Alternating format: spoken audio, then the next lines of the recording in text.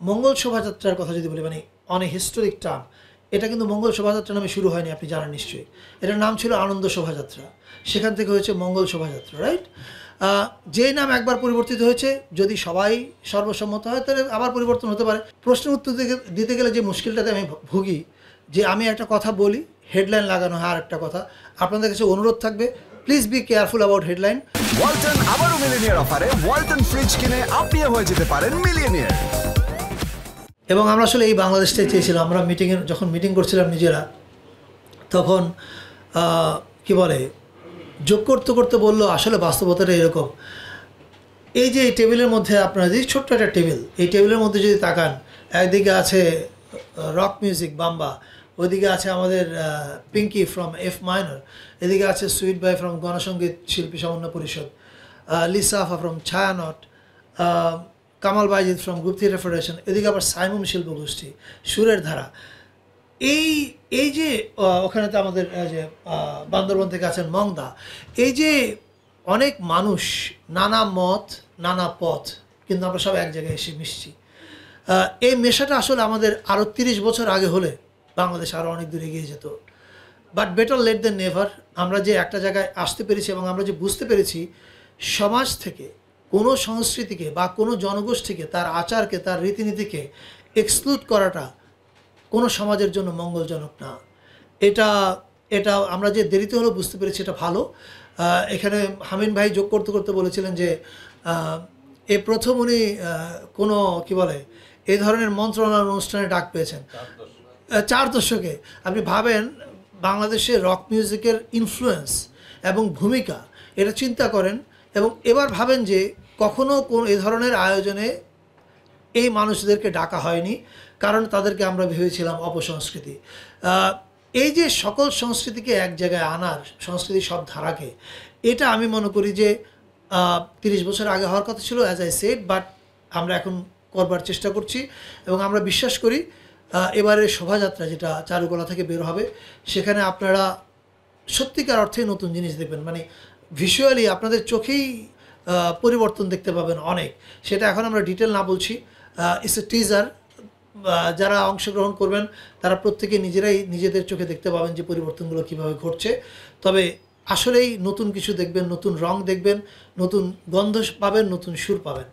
আর এছাড়া অন্যান্য অনুষ্ঠানের তালিকা বুলেট পয়েন্ট করে আপনাদের, এটা বন্ধ করে দিলে ভালো হয়, বুলেট পয়েন্ট করে নিশ্চয় দেওয়া হবে। মাত্র তো আমরা মিটিং শেষ করলাম, ফলে রেজলিউশন লিখতেও সময় লাগবে। আমার মাথা থেকে আমি কয়েকটা বলতে পারি। একটা হচ্ছে চৈত্র সংক্রান্তি উপলক্ষে শিল্পকলা একাডেমিতে একটা রক কনসার্ট হচ্ছে, যেখানে Chakma band, Garo band, Marma band, Bangla band, এরা সবাই মিলে পারফর্ম করবে। আবার চৈত্র সংক্রান্তি উপলক্ষে সোহরাওয়ার্দী উদ্যানে যে মুক্তমঞ্চ আছে, সেখানে বাংলার বাউল এবং ফকিররা গান গাইবেন, ওদের একটা উৎসব হবে ওখানে। এছাড়া 14 তারিখে সংসদ ভবনের সামনে একটা সাংস্কৃতিক অনুষ্ঠান এবং ড্রোন শোর আয়োজন করা হবে। ড্রোন শো হচ্ছে চাইনিজ এমবেসির সহযোগিতায়, তারা আমাদেরকে এই সাপোর্টটা দিচ্ছে। সেখানে আপনারা বিকেলবেলা গান শুনবে এবং সন্ধ্যার পরে দেখবে যে সংসদ ভবনের উপরে বাংলার আকাশে কিছু ড্রোন দিয়ে কিছু ইমেজ তৈরি করা হচ্ছে। সো এটা হবে হচ্ছে সংসদ ভবনে।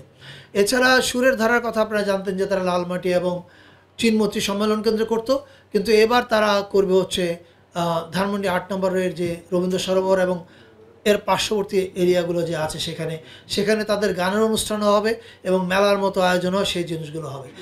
অর্থাৎ ঢাকার নানা জায়গায় উৎসব ছড়িয়ে যাবে। এছাড়া সারা দেশে আপনারা যেরকম শুনলেন যে প্রত্যেকটা জেলায় এবং প্রত্যেকটা উপজেলায় আমাদের সচিব মহোদয় বলেছে, আমি আবার রিপিট করছি, এর আগে যে সংস্কৃতি মন্ত্রণালয় থেকে যে বরাদ্দ দেওয়া হতো, আমরা সেই বরাদ্দকে এবার দ্বিগুণ করেছি প্রত্যেক জেলার জন্যে এবং প্রত্যেক উপজেলার জন্যে। পাশাপাশি যে জেলাগুলোতে আমাদের ভিন্ন জাতিগোষ্ঠীর ভাই বোনেরা কনসেন্ট্রেটেড, সেই জেলাগুলোতে আমাদের বরাদ্দের পরিমাণটা আরও বেশি হবে। সেটা কত হবে কালকের মধ্যেই মন্ত্রণালয় থেকে চিঠি দিয়ে জানানো হবে।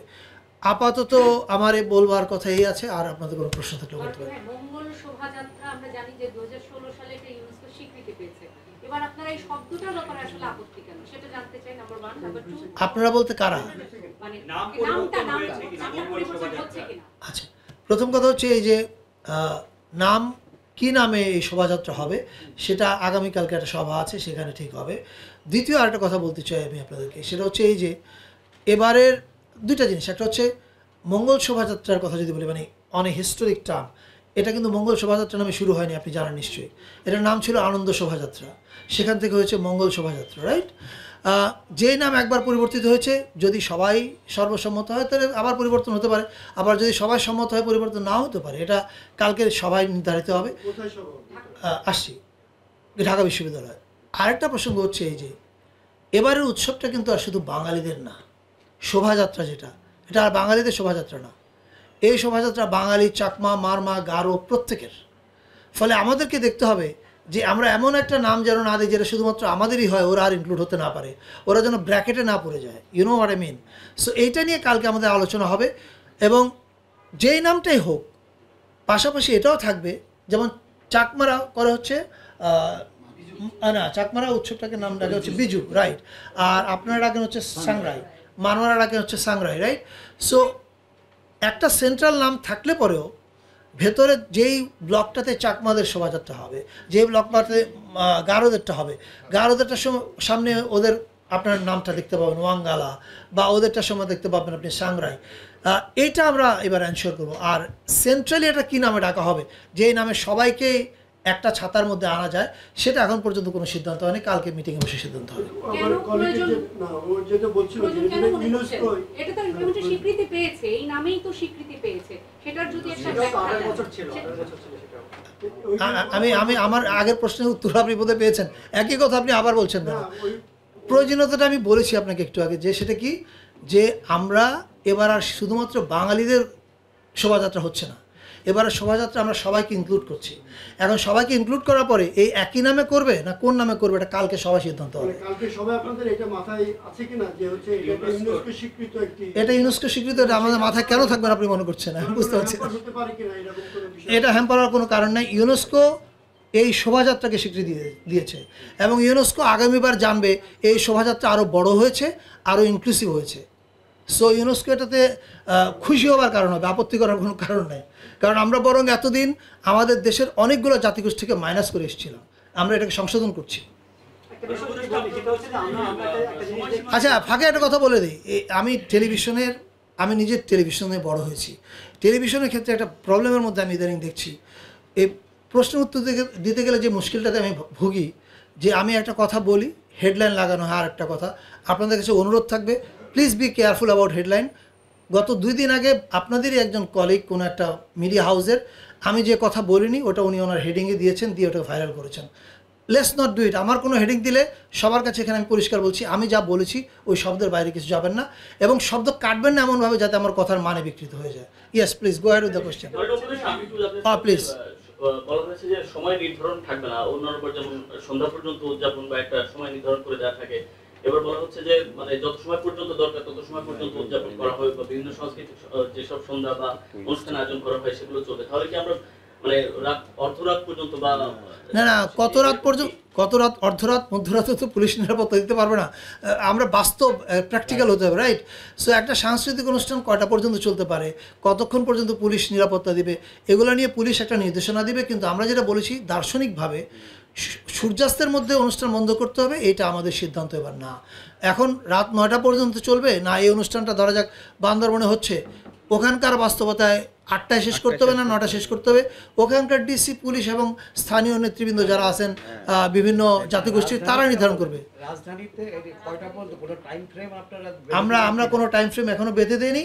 যারা অনুষ্ঠান করবেন তারা পুলিশে আবেদন করবেন, এটা আমরা বলেছি সবাইকে।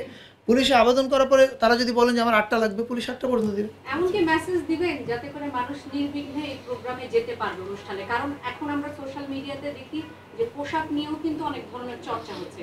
কি মেসেজ দিবে এই সরকার, আপনার মন্ত্রণালয়? এই সরকার একটা দারুণ মেসেজ দিয়েছে। সেই মেসেজটা হচ্ছে এই যে যারাই এই পোশাক নিয়ে মোরাল পুলিশিং করেছে মেয়েদেরকে, তাদেরকে 2 দিনে 38 জনকে গ্রেপ্তার করেছে। সো এর মধ্য দিয়ে কিন্তু আমাদের মেসেজটা পরিষ্কার যে আমরা চাই সবার সহাবস্থান। কেউ একদল থাকবে আরেক দল থাকবে না, এক পোশাক থাকবে আরেক পোশাক থাকবে না, এটা আর বাংলাদেশে চলবে না।